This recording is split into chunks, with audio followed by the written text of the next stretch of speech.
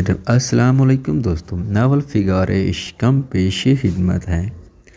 आप लोगों से दरख्वास्त है कि चैनल को सब्सक्राइब करें और साथ ही बेल के आइकन को भी प्रेस करें ताकि आने वाली वीडियोस की अपडेट सबसे पहले आप तक पहुंच सकें।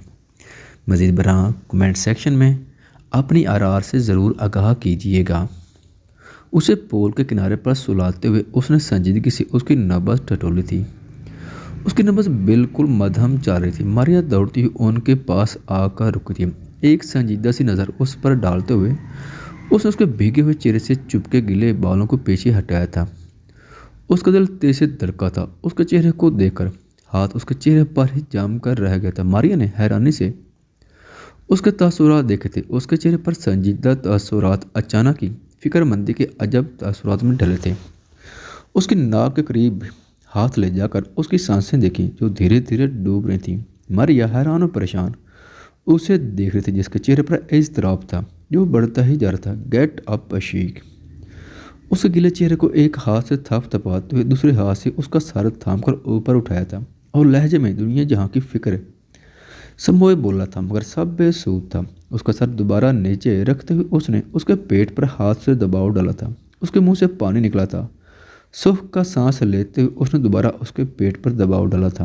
अब की बार पानी बहुत कम निकला था। उसने दोबारा उसकी नब्ज़ देखी जो धीरे धीरे डूब रही थी।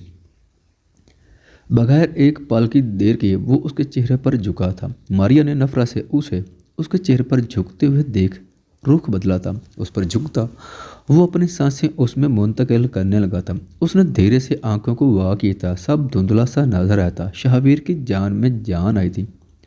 उस पर से उठते हुए उसने संजीदगी से उसका जायज़ा लिया था जो दोबारा आंखें बंद कर गई थी, मगर अब वो धीरे धीरे होश में आ रही थी।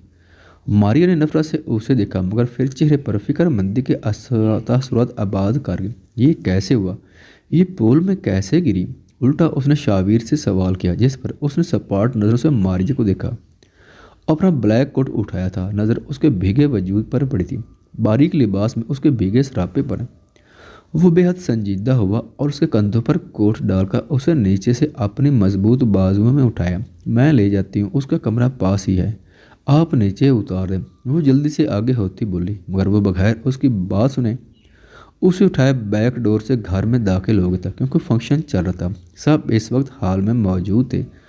उसके कमरे का दरवाज़ा खोलकर उसने पैर से दरवाज़ा बंद किया था और उसे एक बार फिर सपाट नज़रों से देखा।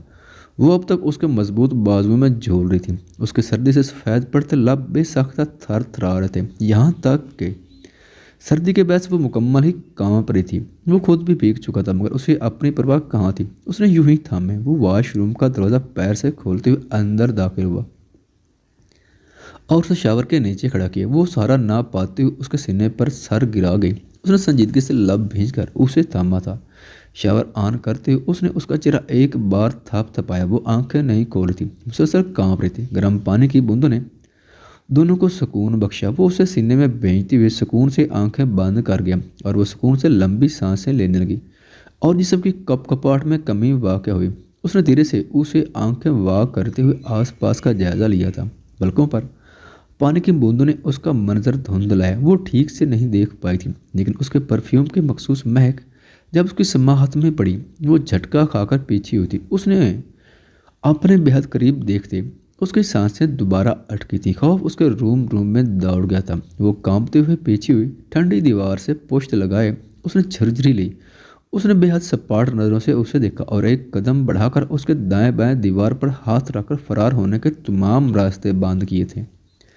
लड़ते लबों ने कुछ कहना चाहा जब उसने सख्ती से उसके नाजुक से कंधे को अपने हाथ की सख्त गिरफ्त में लेकर उसे अपनी जानिब खींचा था। वो उसके चेहरे से कुछ इंच के फासले पर रुकी थी। उसका पूरा वजूद कांप उठा था। उसे अपने इतना करीब देखकर वो अपनी मौत का बनने वाला सबब अपनी आंखों से बेहद करीब से सामने देख रही थी। शी उसकी लरजती लबों पर उंगली रखते हुए उसकी बोलती बंद करके उसने करख्त नज़रों से उसके चेहरे को देखा और उसके बेहद करीब हुआ। शावर के पानी की बूंदें अभी तक उन पर गिर रही थीं। अशीक की भीगी स्याह पलकों ने झुरझुरी ली। उसे करीब होते देखकर वो आज उसकी जान लेने पर तुला था। उसके गाल को अंगूठे से सहलाते हुए उसने उसे कंधे से पकड़ते हुए करीब किया था। आशिक ने डरते हुए आंखें मींची थी।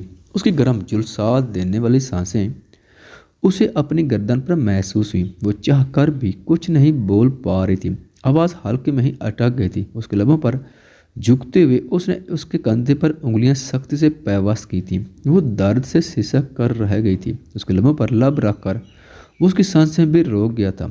अशीक ने कांपते हाथों से उसके कंधे पर सख्त गिरफ्त डाली थी। उस पर तरस खाकर वो कुछ देर बाद उससे अलग हुआ था और बगैर एक लफ्ज़ कहे उसे खुद से अलग करते हुए कमरे से वॉक आउट कर गया था। अशीक ने रोते हुए लबों पर हाथ रखते सिसकियों का गला घूंटा था।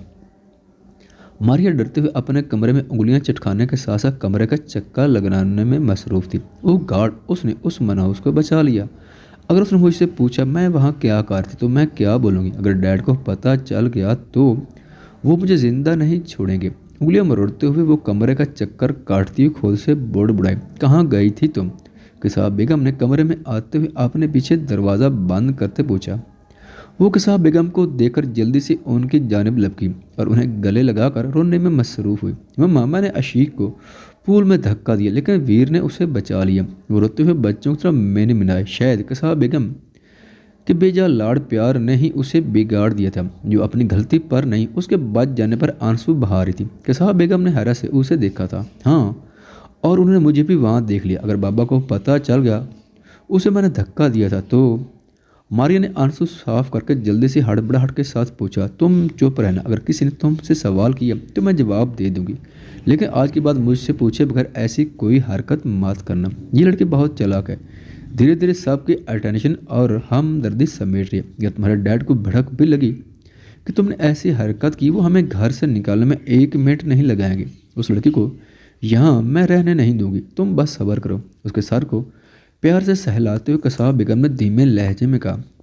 वो फ्रेश होने के बाद कमरे का दरवाज़ा बंद करते हुए दरवाजे से एक फाइल जो जुबैर ने उसे दी थी निकालते हुए बेड की जाने बढ़ा और साइड पर बैठते हुए फाइल को खोला था। ये अशीक का बायोडेटा था, जिसे लेने के लिए वीर ने ही रेहान को चिल्ड्रन हाउस भेजा था, जिसके नतीजे में वो मारा गया था। उसका दिल एक पल को उस कदर तेज से धड़का था जब वो उसे पहली बार मिली थी। कुछ सोचते हुए वो उठा था। कमरे का दरवाज़ा लॉक करते हुए उसने अपना लैपटॉप निकाला था। उसकी उंगलियां तेज से कीबोर्ड पर चली थी। उसका ये अमल भी दिल धड़काने वाला था। बेहद संजीदा सपाट चेहरा जो लैपटॉप की स्क्रीन पर फिक्स था। उसकी नीली आंखों पर लगे गिलासेस ने उसकी कशिश में बेहद इजाफा किया हुआ है। उसकी अमानत की उंगलियों में बारीक ब्लैक राउंड रिंग बेहद खूबसूरत लग रही थी। वो घर की फुटेज चेक कर क्योंकि वो जानता था अशीक इतनी भी नादान थी जो खुद पूल में कूद जाती और वहाँ मारिया की मौजूदगी उसके खदशात को हवा दे रही थी। वो डायरेक्ट घर के सीसीटीवी फुटेज चेक नहीं कर सकता था क्योंकि इससे उस पर खदशात उठते, इसलिए उसने कैमरा सिस्टम क्रैक किया। ये उसके लिए कौन सी नई बात थी। एक एक फुटेज उसके लैपटॉप में फोल्डर्स की सूरत में वाज़ी हुई। उसके हसीन कटाव दाल लबों पर एक पुरकशिश मगरूर मुस्कुराहट ने रक्स किया था, जिससे उसके लेफ्ट गाल का डिंपल वाजे हुआ। अब जो काम बाकी था वो फुटेज चेक करना था। अस्सलाम अलैकुम। अशीक ने डाइनिंग हॉल में आते हुए सबको सलाम किया और अपनी चेयर पर बैठ गई। टेबल पर नाश्ता लग चुका था। वालेकुम सलाम बच्चे, कल आप कहाँ चली गई थी फंक्शन के दौरान? आफरीन बेगम ने उसकी प्लेट में नाश्ता सर्व करते हुए पूछा। मारिया ने कसाब बेगम की तरफ देखा, जिन्होंने उसे खामोश रहने का इशारा किया था। वो हमारी तबीयत नासाज थी, सर दर्द हो रहा था, इसलिए हम अपने कमरे में चले गए थे। नजरें झुकाए साफ झूठ बोलती हुई उसने गिलास में जूस डाला। अब कैसी तबीयत है? अब बेहतर हैं? ज़रा के सवाल पर उसने मुस्कुरा कर कहा। ज़रा भी मुस्कुराई। अशीक ने एक नज़र सुहेल साहब के करीब रखी खाली चेयर पर डाली। शाह कहाँ है? सुहेल तबीयत ठीक है उसकी? नाश्ता विवाद हो उसे कमरे में ही। शहनशाह साहब ने फिक्रमंदी से कहा। नहीं दादा साईं, उसकी ज़रूरत नहीं। वो संजीदगी से चलते हुए डाइनिंग हॉल में दाखिल हुआ था। मारिया ने गर्दन उठाकर उसे देखा था। अशीक ने फ़ौरन नज़रें अपने प्लेट पर टिकाई थी। शहनशाह साहब उसे देखकर मुस्कुराए थे। अशीक ने लब भींगते हुए फुर्क पर गिरफ्त मजबूत की थी। कल रात के वाक़यात उसकी नज़रों के सामने लहराए। उसके पेशानी पर पसीने की छोटी छोटी बूंदें उभरी। सुहेल साहब नाश्ता करके हाथ नैपकिन से साफ करते हुए उठे। अशीक की हैरत तब बढ़ी जब वो उसके करीब वाली चेयर को, जिस पर से सुहेल साहब उठे थे, खींचते हुए उस पर बैठा था। अशीक ने डरते हुए अपने चेयर को थोड़ा दूर किया था। वो बेसख्ता निचला होंठ दबाते हुए हंसी रोक पाया था। मारिया ने फोर्क को पटकने के अंदाज में प्लेट पर रखा, जिस पर जुनेरा ने उसे तीखी नज़रों से देखा और साथ ही आफरीन बेगम और कसाब बेगम ने भी उसे देखा। सॉरी, वो मुस्नुई मुस्कुराहट के साथ कहकर ब्रेड पर जेम लगाने लगी। मारिया बेटा, आप कहाँ थी फंक्शन के दौरान? आफरीन बेगम के सवाल पर कसाब बेगम ने उनकी जानिब बेतासुर नज़रों से देखा था। अशीक ने भी उसे देखा था और शाहवीर ने सपाट सी नज़र उस पर डाली थी। मारिया मेरे साथ थी। आफरीन कसाब बेगम को देखते हुए आफरीन बेगम ने जवाब में सर हाँ में हिलाया था। अशीक ने उदास सी नज़र कसाब बेगम पर डाली, जो अपनी बेटी के लिए साफ झूठ बोल रही थी। वीर, नाश्ता कर लो, फिर कुछ चीज़ें हैं जो डिस्कस करनी है। जी बेहतर अंकल। आगा साहब मुस्कुराते हुए उठे, अशीक के सर पर हाथ रखा, जिस पर वो मुस्कुराई और फिर शहनशाह साहब के हमरा वो चले गया। अशीक ने डरते हुए उसकी जानिब देखा, जो संजीदगी से नाश्ता कर रहा था। वो जल्दी से उठी और अपने कमरे की जानिब तेज कदमों के साथ बढ़ गई। आप आज घर पर रहेंगी? मारिया के सवाल पर उसने सवालिया नज़रों से उसे देखा। मुझे कुछ कोड सीखने थे, डैड बता रहे थे, आपसे बेहतर कोई नहीं समझाएगा। मारिया ने मुस्कुराते हुए कहा, मेरे पास टाइम नहीं है। वो संजीदगी से कहते हुए उठा और अपने कमरे की जानिब बढ़ गया।